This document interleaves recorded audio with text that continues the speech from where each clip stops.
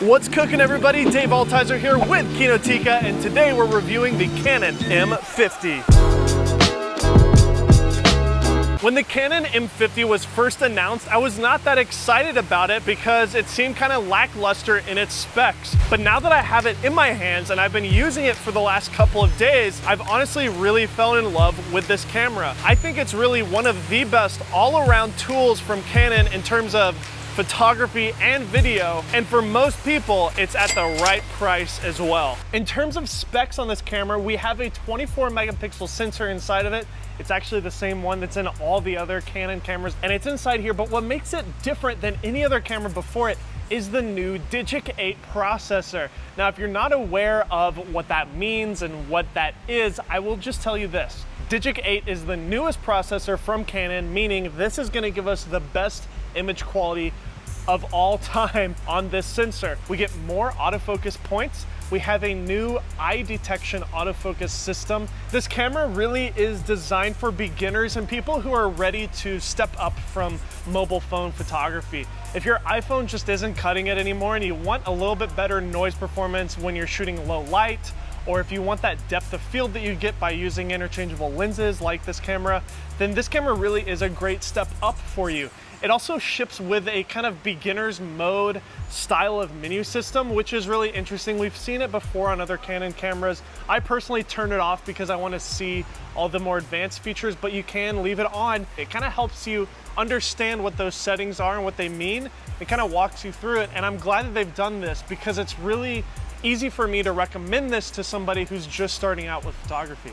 The new processor also brings even better image stabilization in this camera when we're talking about video and stills, but especially for video. If you turn that on and you enable the image stabilization, it just makes hand holding this camera and getting smooth shots much more doable. When it comes to the build quality of the Canon M50, it's decent. It's not bad. It feels good in the hands. There's enough grip here for even someone like me who's got fairly large hands to hold it. We do have the beloved selfie flip screen. This is the thing that everybody wants, everybody needs, especially for YouTubers or for those selfie shots. You also get the ability to look through a viewfinder on here. That's a small little OLED viewfinder. What's interesting, however, is with the touchscreen and the EVF, I can actually change my focus points by simply touching the touch screen here and moving my focus point and looking through the viewfinder. It's really useful. It's something that feels really natural. You can use it like this, but my nose kind of always hits it. The camera uses these LPE12 batteries, and they're okay. I only get about 30 minutes of video record time on it. Honestly, if you buy this camera, I would recommend going on Amazon and buying some extra batteries. On the M50, you get not only a hot shoe like the G1X, but you actually get a real mic input.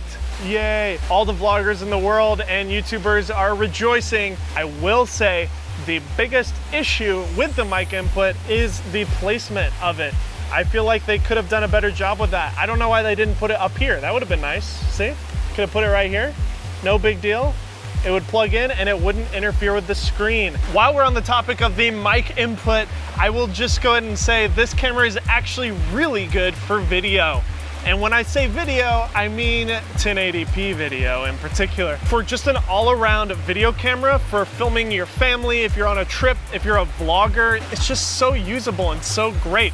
The quality of the 1080p is really sharp, but when you switch to 4K, the camera crops in on the image by 1.7x. 1.7x crop on top of this already kind of cropped camera makes this wide lens more of a tight lens. One really great thing about this camera is the autofocus system for video. You get dual pixel autofocus that has been in a lot of other Canon cameras, but it's just as good here as it's always been. Plus you get the better noise performance because of the Digic 8 processor, and you get the ability to see yourself with this flip screen. The audio preamps inside this camera are actually really good. So using this microphone with this camera, the audio just sounds really clear. This camera can also record in a really high frame rate, 120 frames per second. Now it does go to a 720p mode, and the image gets very soft, and you'll definitely see some noise and aliasing. It's kind of like jagged edges and stuff. Just image issues. But if you want to just get a really cool epic slow-mo shot of water, or you're out at the lake and you see a boat go by, something like that. It's okay, it's decent. It's definitely nothing pro, but it's there, and the slow-mo does look good if it's not that important. However, the 1080p at 60 frames per second is really good. Not only can you shoot at 60 frames per second, but you can slow that footage down to 24 frames per second if you're shooting at 24, and it gives you nice slow motion without any of those image issues. Also on this camera, we have a built-in time-lapse feature. This camera built-in can record up to a 4K time-lapse. With stills with this, when it comes to stills on this camera is really capable actually. I switched the kit lens with the 22mm lens, and in my opinion, this is one of the best EF-M lenses available right now. If you're not aware, this camera uses a completely different lens mount. It's called EF-M. All the mirrorless cameras from Canon are APS-C size sensors, and they only have a few lenses in their lineup right now, unfortunately, but the 22mm is one of the best. If you do own other EF lenses at the moment, this is really your only option. You want to get this adapter from Canon. It converts the lens mount from EF-M to the standard EF adapter, and that allows you to use any of the primes or zooms that you have. But I really recommend that you guys pick up an extra set of EF-M lenses. I know it's gonna be a little pricey, especially if you already own some other lenses, but I really recommend it because these lenses are tiny. Look at this. This thing is literally the size of, I don't know, what is it the size of? Not only is this 22mm lens really small, it's actually got a great aperture. It's f2, so you can really get some nice shallow depth of field with this lens. And honestly, I keep this thing locked on this camera like 80% of the time. The specs on this camera for photography is really good. It's an APS-C size sensor, like I've said a million times. It's the 24 megapixel sensor from the 80D. The dynamic range performance is really good. The ISO performance is pretty decent. We'll run some pictures here of the ISO performance. I have noticed that the ISO performance is slightly better than what I've seen on like the SL2, for example, and that's coming because of the new processor, like I mentioned, the Digic 8. Not only can you take just normal JPEGs on this camera, which I would recommend if you're just wanting to post on Instagram and Facebook, it also gives you this new compressed RAW format, which I highly recommend you shoot in.